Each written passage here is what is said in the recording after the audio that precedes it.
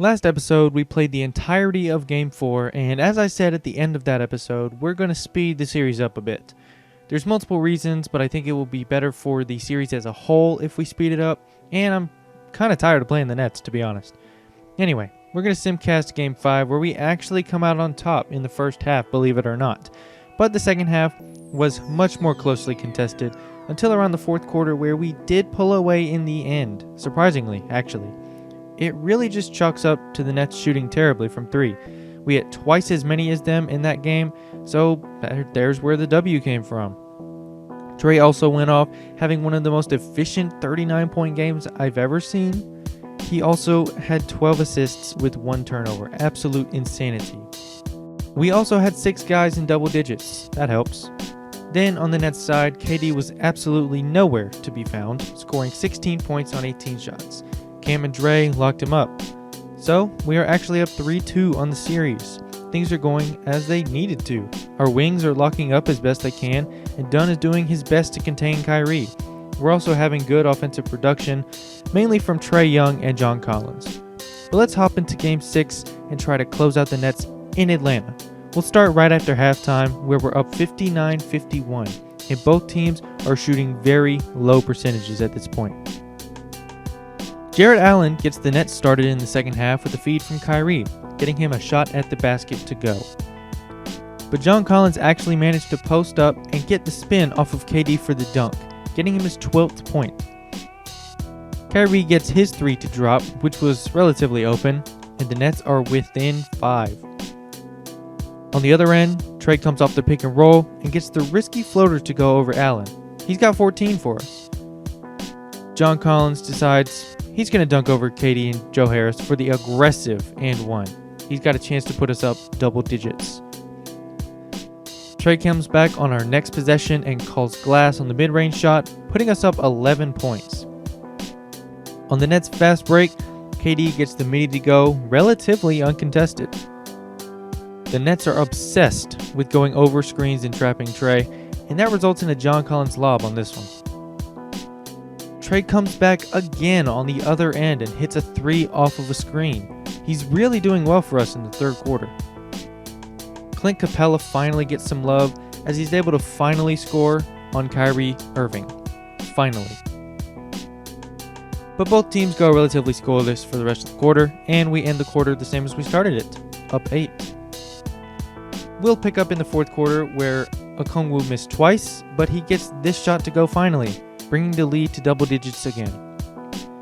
KD comes back on the other end though and slices through our defense for the easy 2. Trey will continue to do Trey things, and he gets the floater to go over Uncle Jeff. I guess KD is going to turn it on in the fourth because he drives by Dre for the easy slam.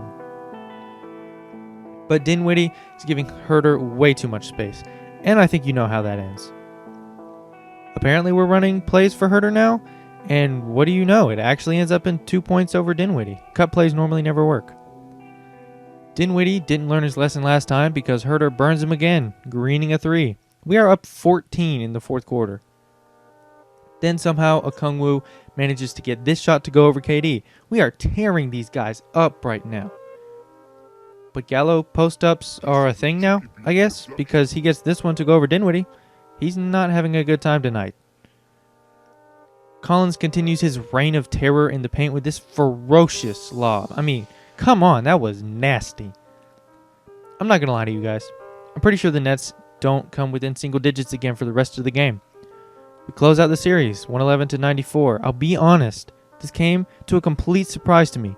I figured we'd be losing this series in 6 or 7, not winning it. I forgot to grab a screenshot of my sliders, but I'm playing on Hall of Fame, even giving the computer some advantages.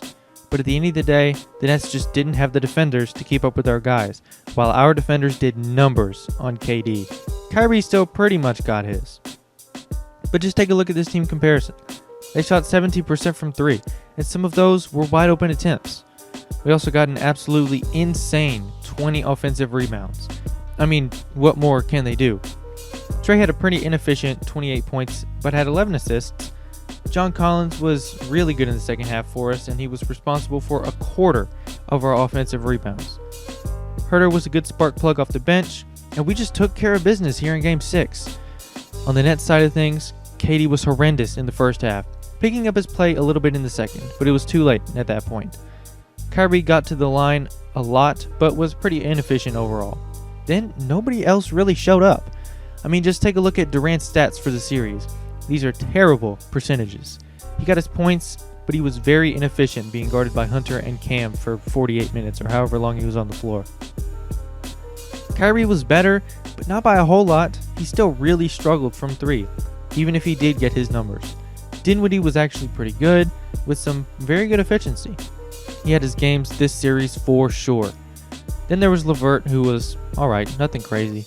DeAndre Jordan also managed to average 15 rebounds a game in this series.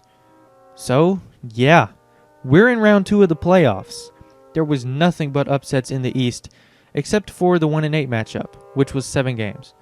But Cleveland, as usual, beats the 2-seeded Celtics, and Philly makes quick work of Milwaukee. That could make Giannis's free agency interesting because he didn't sign a Supermax in this world. On the other side, the 1 seed loses, but other than that, the favorites win. But we've got to match up against the 1 seed, and honestly, I'm not scared at all. Lowry is playing terribly so far, so that will make the matchup easier on Trey. Van Vliet is playing pretty well, but nothing crazy. I don't think we'll have to play Chris Dunn a million minutes this series. Siakam also isn't playing that well, despite putting up some numbers. So honestly, unless something changes, we might have a really strong chance to win this series, especially with Trey emerging as a superstar. But as usual, I did change up the rotations for the series, and Dunn's minutes are going down severely.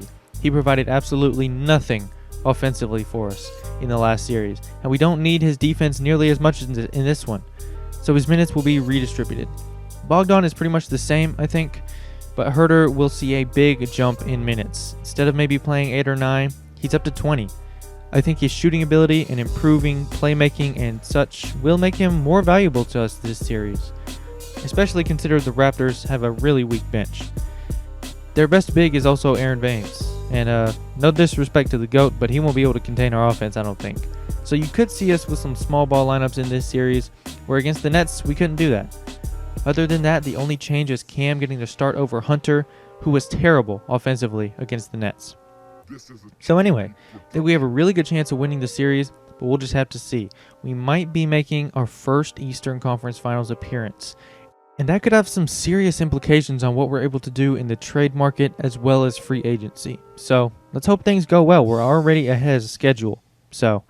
But anyway, if you enjoyed the video, consider leaving a like and subscribing to the channel. I'd greatly appreciate it. If you didn't like it, leave a dislike. And y'all have a good one.